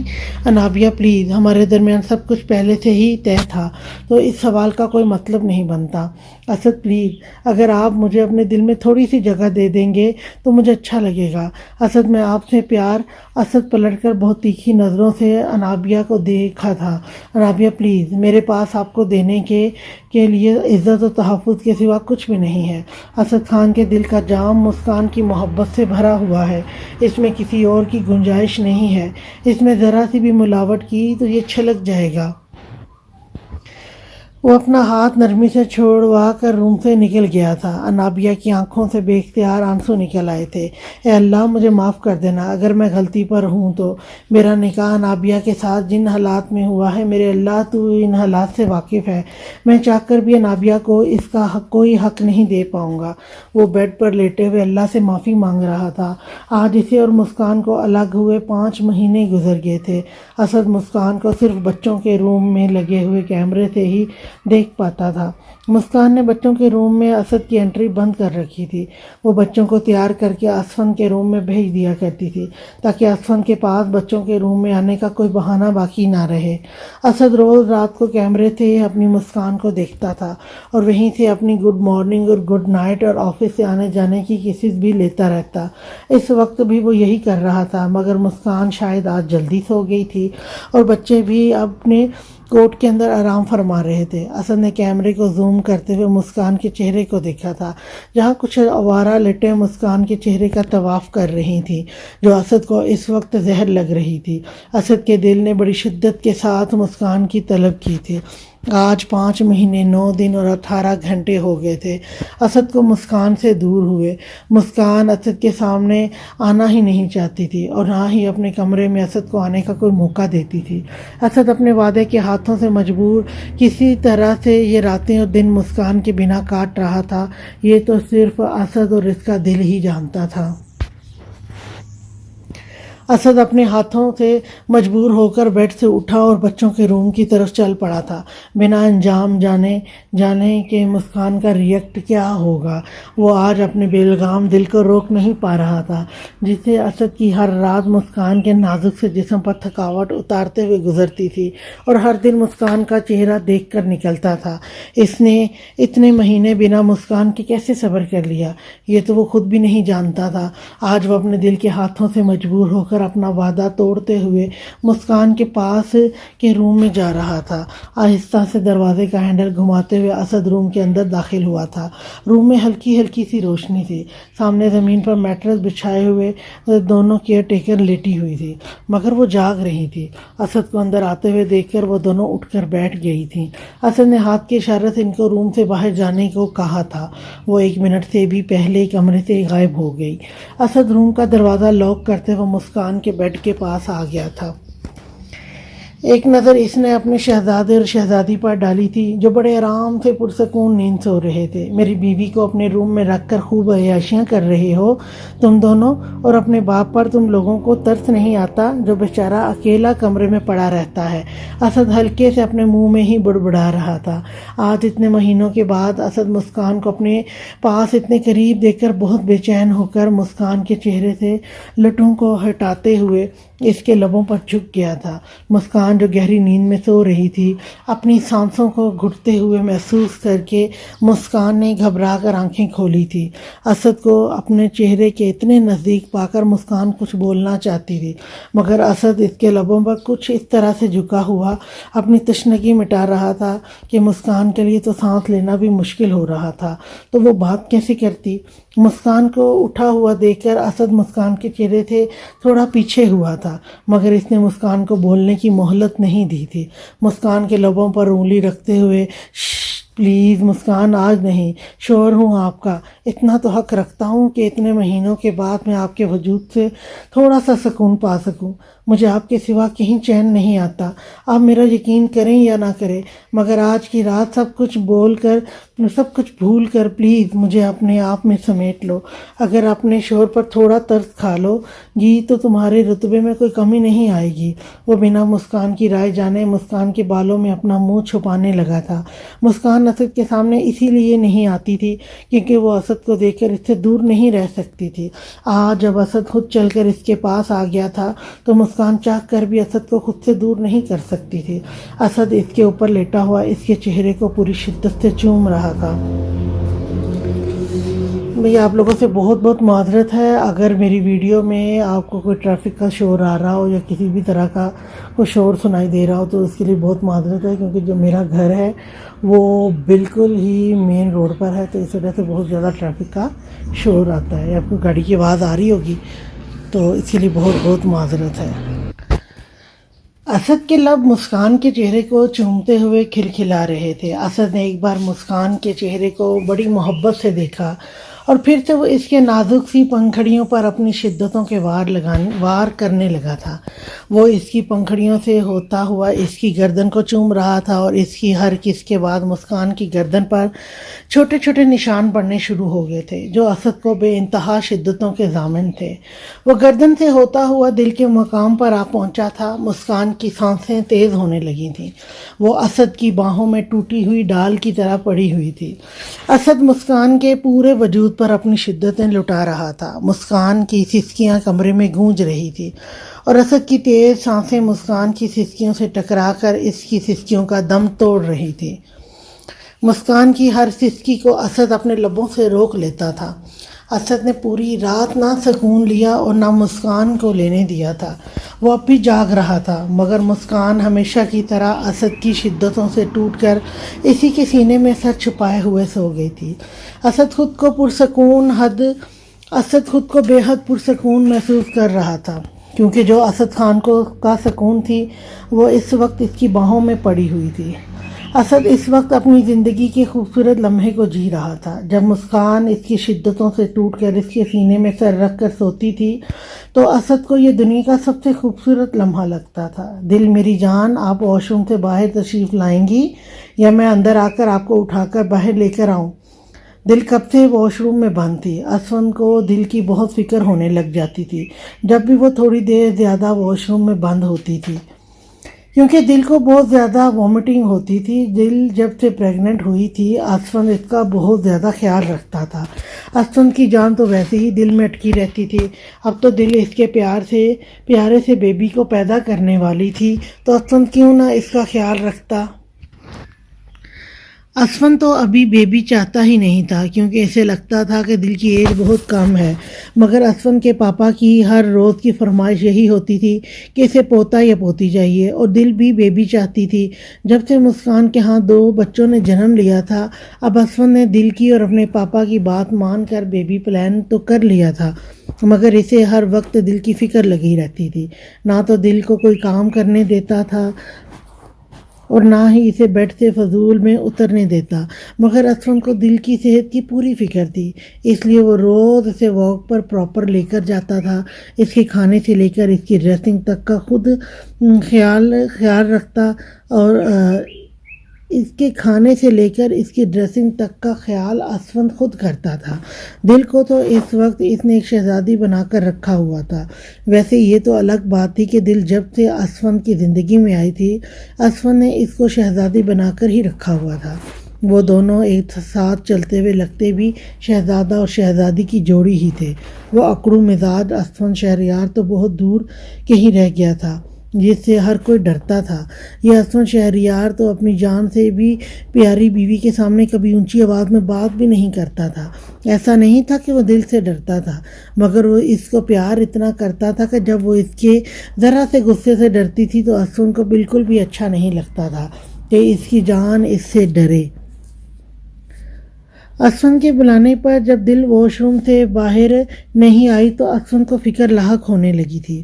وہ جلدی سے واش روم میں گیا۔ دل اس کی امید کے مطابق الٹیاں کر کر کے بیسن کے سامنے نڈھال کھڑی ہوئی تھی۔ اسفند نے فوراً سے آگے بڑھ کر ٹیشو سے دل کا منہ صاف کرتے ہوئے اس کے پیٹ کو سہلایا تھا۔ دل کا پورا جسم پسینے سے بھیگا ہوا تھا۔ جان، آپ مجھے آواز نہیں دے سکتی تھی کیا؟ آپ مجھ پر چلائیں مت، مجھے پہلے ہی بہت الٹیاں آ رہی ہیں، اور اوپر سے آپ کا بیبی اتنی ٹانگیں مارتا ہے، میرے پیٹ میں درد ہونے لگ جاتا ہے۔ دل نے اسفند کی ذرا سی اونچی فکر والی آواز کو چلانا کہا تھا، کیونکہ اسفند اس سے بہت محبت اور نرمی سے بات کرتا تھا۔ جب بھی ذرا سی اونچی آواز کی تو دل نے اس کو چلانے یا غصے کا نام دے دیتی تھی۔ میری جان، اسفند شہریار کا بچہ ہے تو ہاتھ پاؤں تو ضرورت سے زیادہ چلائے گا نا۔ آپ کو اس وقت مذاق سوچ رہا ہے؟ اسفند، مجھے گھبراہٹ ہو رہی ہے۔ چلو میری جان، حکم کریں، میں آپ کو باہر لے کر چلتا ہوں۔ اسفند نے نیچے جھک کر دل کو اپنی باہوں میں اٹھا لیا تھا اور اسے کمرے میں لا کر آرام سے تکیے پر لٹاتے ہوئے اپنے لبوں کو اس کے لبوں پر رکھتے ہوئے چوم لیا۔ اسفند، دل جب سے پریگننٹ ہوئی تھی اسے کس سے بہت الرجی ہوتی تھی، اس لیے وہ اسفند کا نام لے کر چلا رہی تھی۔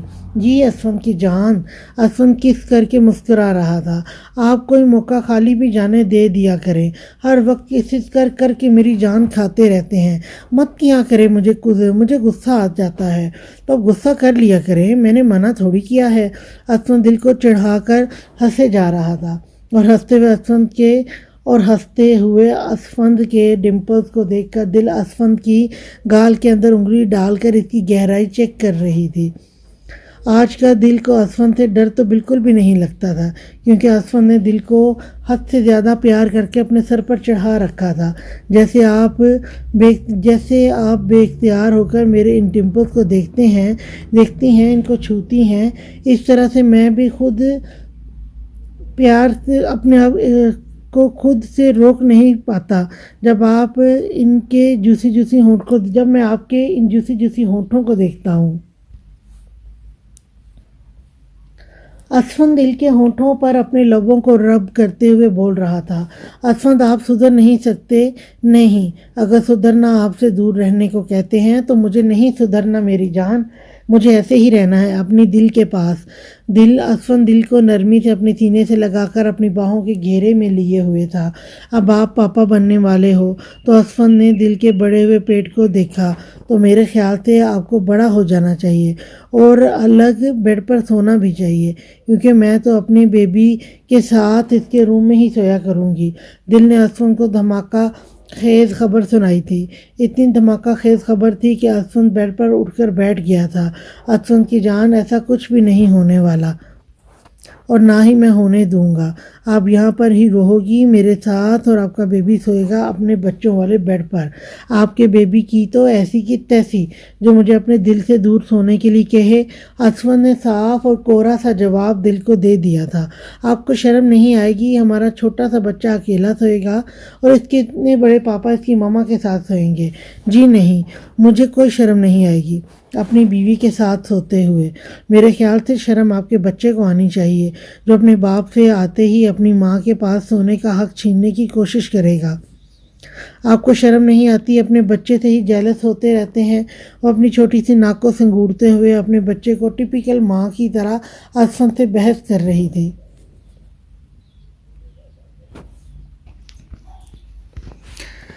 آپ ماں بیٹے کی حرکتیں ایسی ہیں کہ مجھے جالس ہونا پڑتا ہے۔ آپ لوگ تو مجھ سے میری سیٹ ہی چھین رہے ہیں تو میں جالس بھی نہ ہوں؟ اسفند دل کی چھوٹی سی ناک کو پکڑ کر لاڈ سے کھینچتے ہوئے بول رہا تھا۔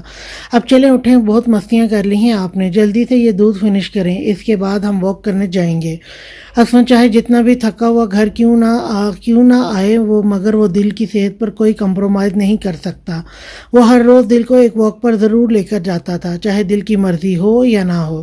پلیز مجھے دودھ نہیں پینا، مجھے دودھ کو دیکھ کر مجھے وومٹنگ محسوس ہونے لگتی ہے۔ دل آپ کو پتہ ہے کہ دودھ آپ کو پینا پڑے گا، تو پھر یہ روز آپ کے بہانے نہیں چل سکتے۔ دودھ فنش کریں، وومٹنگ آئے گی تو کر لینا۔ ایسا کریں، آج دودھ آپ پی لیں، آپ بھی تو پاپا بننے والے ہیں، آپ کو بھی بہت ضرورت ہے دودھ پینے کی۔ دل کی بچی، سدھر جاؤ اور یہ دودھ فنش کرو۔ میں پاپا بننے والا ہوں، اس خوشی کو میں آپ کو واک کروانے کے بعد آ کر سیلیبریٹ کروں گا۔ اسفند اپنے شرارتی لبوں سے مسکراتے ہوئے دل کو آنکھ مار کر بول رہا تھا۔ ایسا کچھ بھی نہیں ہونے والا ہے، میں واک کے بعد آرام سے سونا چاہتی ہوں۔ دل اسفند کی بات کو سمجھتے ہوئے انکار کر رہی تھی۔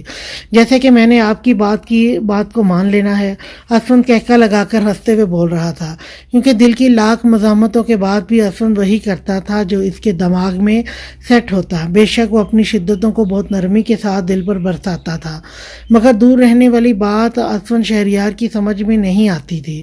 کبھی کبھی تو دل رونا شروع کر دیتی تھی اسفند کی حرکتوں کی وجہ سے، پھر اسفند کو آتی تھی ہنسی دل کو روتا ہوا دیکھ کر، اور دل چیزیں اٹھا کر اسفند کو مار کے اپنا غصہ نکالا کرتی تھی۔ یہ 9 مہینے کیسے گزر گئے تھے پتہ ہی نہیں چلا تھا۔ یوں ہی پیار بھری نوک جھوک کرتے ہوئے وقت تیزی کے ساتھ پر لگائے ہوئے اڑ رہا تھا۔ دل کا پیٹ اب کافی بڑا ہو گیا تھا، اس کو سونے میں چلنے میں بہت تکلیف ہوتی تھی۔ دل بہت نازک تھی۔ اسفند ایسے تو نہیں اسے کانچ کی گڑیا کہتا تھا، وہ سچ میں ڈول کے جیسی ہی تھی، بالکل نازک اور چھوٹی تھی۔ جیسے جیسے ڈیلیوری کے دن نزدیک آ رہے تھے، اسفند کی جان کو بنی ہوئی تھی۔ پتہ نہیں کیوں اسے دل کی ڈیلیوری سے اتنا ڈر لگ رہا تھا، حالانکہ اسفند ایک میچور آدمی تھا۔ اسے پتہ تھا کہ ہر عورت اس سچویشن کو شادی کے بعد ضرور ہینڈل کرتی ہے، مگر دل کے معاملے میں اسفند بہت زیادہ پوزیسو ہو رہا تھا۔ آج وہ آفس میں اسی بات کو لے کر گہری سوچ پہ بیٹھا ہوا تھا جب اسد اس کے روم میں اچانک سے آ گیا تھا۔ کیا بات ہے اسفند شہریار، بڑی ہوائیاں اڑی ہوئی ہیں آج تمہاری؟ اسفند کو بڑی گہری سوچ میں دیکھ کر اسد مسکراتے ہوئے کہہ رہا تھا، ہاں یار، میں دل کی وجہ سے بہت پریشان ہوں۔ خیریت کیا ہوا ہے؟ دل کو اسد اپنی بہن کا نام سن کر پریشان ہو گیا تھا۔ یار تجھے پتا تو ہے کہ دل کی ڈیلیوری ڈیٹ اسی مہینے ہے، بس میں اسی کی وجہ سے پریشان ہوں۔ یار میں دل کی جان پر کوئی رسک نہیں لے سکتا، میرے خیال سے دل کو لے کر مجھے کسی اور ملک چلے جانا چاہیے جہاں پر اس کی اچھی طرح سے دیکھ بھال ہو سکے۔ تم خواہ مخواہ میں پریشان ہو رہے ہو، انشاءاللہ دل کی ڈیلیوری میں کوئی پرابلم نہیں آئے گی۔ ماشاءاللہ سے تم نے اس کی بہت اچھی طرح سے کیئر کی ہے، اس کی ڈائٹ کا بہت خیال رکھا ہے، تو میرا نہیں خیال کہ کوئی مسئلہ ہوگا۔ اتنا ڈرا مت کرو یار، تم تو اپنی بیوی کے لیے اتنے زیادہ پوزیسو ہو کہ اللہ کے بندے تمہاری تو ہر وقت ہوائیاں ہی اڑی رہتی ہیں۔ اسد نے اسفند کو سمجھانے کی پوری کوشش کی تھی۔ اچھا تو میری ہوائیوں کو چھوڑو اور تم اپنی بتاؤ، گھر میں سب کیسا چل رہا ہے؟ اسفند نے موضوع بدل کر اسد سے گھر کا حال چال پوچھا تھا۔ بس یار کچھ زیادہ ٹھیک تو نہیں ہے، آپ کی بہن صاحبہ تو مجھے منہ لگانا بھی پسند نہیں کرتی، وہ تو اپنے بچوں کے روم تک ہی محدود رہتی ہیں اور انابیہ اپنے روم میں ہوتی ہے۔ بس میں اور مریم پورے گھر میں پاگلوں کی طرح گھومتے رہتے ہیں۔ مریم کو تو پھر بھی گھر میں کرنے کے لیے بہت سارے کام ہوتے ہیں، میں تو بس آفس سے گھر جانے کے بعد گھر میں کیٹ واک کرتا رہتا ہوں کہ شاید آپ کی بہن کا دیدار ہو جائے، مگر آپ کی بہن بالکل آپ پر گئی ہیں، ڈھیٹ اور ضدی۔ اسد مسکان کی برائی کر رہا تھا۔ جناب آپ کی بہن بھی کچھ کم نہیں ہے، وہی پٹھانوں والا دماغ ہے، جس بات پر اڑ جاتا ہے بس اڑ جاتا ہے، وہ بھی ہو بہو آپ کی کاپی ہیں۔ اسفند کہاں پیچھے رہنے والا تھا، اس نے بھی فوراً سے اس کی بہن کی خاصیت اس پر ظاہر کر دی تھی۔ اچھا نابیہ کا بھی تو ڈیلیوری ٹائم ہے تو وہ ٹھیک ہے؟ हाँ ठीक तो है, मगर डॉक्टर इसके केस में काफ़ी कॉम्प्लिकेशंस बता रहे हैं। हालांकि मैंने तो अपनी तरफ से बहुत कोशिश की है कि वो ठीक रहे, मगर डॉक्टर इसकी एज की वजह से काफ़ी कॉम्प्लिकेशंस बता रही हैं। असद अब असफन से खुलकर बात कर सकता था, क्योंकि असफन ने सारी इन्फॉर्मेशन 5 दिन के अंदर ही हासिल कर ली थी। ऐसे ही तो इसे अंडर माफिया का टाइगर नहीं कहते थे। असद, मुझे पता है कि तुम मुस्कान को बहुत प्यार करते हो और तुम्हें इसकी बहुत ज़्यादा फिक्र भी है, मगर असद, जब अल्लाह ताला की यही मसलत थी, अल्लाह ने तुम्हें अनाबिया के लिए चुना है ताकि तुम इसके दुखों पर मरहम लगा सको। जब तुमने एक नेक काम कर ही लिया है तो मेरे ख्याल से तुम्हें अनाबिया के शोहर होने का भी हक अदा करना चाहिए। असफन ने दोस्तों वाला असद को मशवरा दिया था। माशाल्लाह, बहुत अच्छा मशवरा है असफन शहरयार आपका। अनाबिया को कोई हक दिए बगैर ही आपकी बहन ने मुझे जला वतन कर रखा है। ना वो मेरे किसी काम को हाथ लगाती है, ना अपनी शक्ल मुझे दिखाना गवारा करती है, ना मेरे रूम में आती है, ना मुझे इनके रूम में जाने की इजाज़त है। और अगर मैंने कोई हक अदा कर दिया तो फिर तो आपकी बहन मुझे कसम से फायर मारकर मेरा किस्सा ही ख़त्म कर देगी। अपनी बहन के कारनामे सुनकर असफन मुस्कुरा रहा था। कमीने, अगर तुम मुझे पहले दिन ही सब कुछ बता देते तो शायद मैं मुस्कान को समझाने की कोशिश करता, मगर अब भुगतो जो किया है, भुगत तो रहा हूँ बिना जुर्म की सज़ा को। असद ने बेचारा सा मुंह बनाकर कहा था। असद, अनाबिया के साथ जो हुआ वो बहुत गलत है और तुमने बहुत अच्छा किया इसका साथ देकर। आखिर इसमें इस बच्ची का कोई कसूर नहीं था और इसके बच्चे को अपना नाम देकर तुम एक और नेकी कमा लोगे। जो बच्चा अभी तक इस दुनिया में आया ही नहीं, हम इसे कैसे गुनाहगार ठहरा सकते हैं। असफन, मैं तुम्हारी बात से मुत्तफिक हूँ, इसीलिए तो मैं मुस्कान के ख़िलाफ़ जाकर अनाबिया को सपोर्ट कर रहा हूँ ताकि वो अपने गम से बाहर आ सके। मगर जब से इसे अपनी प्रेगनेंसी का पता चला है, शायद इसने जीने की चाह ही छोड़ दी है, इसलिए इसकी सेहत दिन ब दिन डाउन होती जा रही है। मुझे समझ नहीं आती कि मैं ऐसा क्या करूँ जिससे वो नॉर्मल हो जाए और ज़िंदगी जीने की तमन्ना फिर से इसमें जाग उठे। असद, वो चाह तुम इसमें अपनी मोहब्बत से ही जगा सकते हो। तुम अगर इससे मोहब्बत और केयर के साथ साथ अपनी मोहब्बत भी दोगे तो मुझे यकीन है कि वो बहुत जल्द एक नॉर्मल ज़िंदगी की तरफ आ जाएगी। असफन यार, तुम अच्छी तरह से जानते हो कि मैं इसे सब कुछ दे सकता हूँ सिवाय अपनी मोहब्बत के। ये मेरे बस में नहीं है। असद खान सिवाय आपकी बहन से और किसी से मोहब्बत नहीं निभा सकता। वो अलग बात है कि आपकी बहन साहिबा का यकीन मुझ पर से ख़त्म हो चुका है। वो तो मुझे ऐसे देखती है जैसे मैं दुनिया का सबसे बड़ा गुनहगार आदमी हूँ। इतनी खटूर है आपकी बहन। मजाल है जो इतने महीनों में इसने कोई नरमी दिखाई हो। ढीठ भाई की ढीठ बहन। तो मेरी बहन की बुराइयां करना बंद करते हो या अपना मुंह तोड़वा कर ही दम लोगे। असफन मजाक से घुराया था। वैसे अगर तुम यहाँ पर होते तो अनाबिया का निकाह तुम्हारे साथ होना था। बहुत अच्छा होता अगर अनाबिया का निकाह तुम्हारे साथ होता। तो दिल जब तुम्हारा ये हशर करती तो फिर मैं तुम्हें अपनी बहन की सपोर्ट में खड़ा होकर दिखाता तो तुम्हें पता चलता कमीने कि मैं इस वक्त किस सिचुएशन में हूँ। ना यार असद, बद्दुआएं मत दो। बहुत अच्छा हुआ जो मैं यहाँ पर नहीं था, वरना मेरी बहन ने तो थोड़ा तहम्मुल से काम लेकर अभी तक तुम्हारा सर नहीं फोड़ा। मगर मैं तो तुम्हारी बहन से ये तवक्को कर सकता हूँ क्योंकि इसके तो हाथ बहुत चलते हैं। जो चीज़ हाथ में आए वो किसी डॉन की बच्ची मेरे ऊपर फेंक देती है बिना सोचे समझे कि मुझे चोट भी लग सकती है। गुस्सा तो इसके नाक पे आजकल रखा हुआ है। अड़ियल पठान की अड़ियल बहन बददिमाग। असफन ने भी अपना बदला ले लिया था।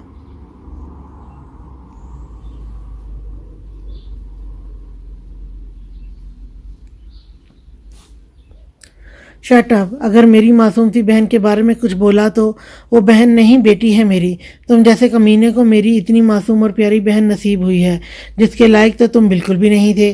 टाइगर जैसे दरिंदे को मेरी मासूम सी बहन मिल गई है और अब तुम्हें बातें आ रही हैं। असद ये सब कुछ महज मजाक से बोल रहा था, वरना असद को अच्छी तरह से पता था कि असफन से बेहतर हमसफ़र इसकी बहन को नहीं मिल सकता। जितने नाज और नखरे असफन दिल के उठाता था वो सब कुछ असद की आंखों से छुपा हुआ नहीं था। जनाब, आपकी बहन ने मेरा टाइगर वाला रूप देखा ही कब है? एक दफ़ा ही देखा था जब वो मुझसे जान छुड़वा कर मरने को तैयार हो गई थी। इसके बाद तो मैंने तौबा कर ली है कि कभी इसको अपना ये रूप नहीं दिखाऊंगा। दोनों बहुत देर तक बैठे गप्पे मारते रहे थे। आज बहुत दिनों के बाद दोनों यार मिलकर अपनी दोस्ती को टाइम दे रहे थे। आज के लिए इतना ही, और कल मैं नेक्स्ट एपिसोड लेकर फिर आपकी खिदमत में हाजिर होंगी। और तब तक के लिए अल्लाह हाफिज़।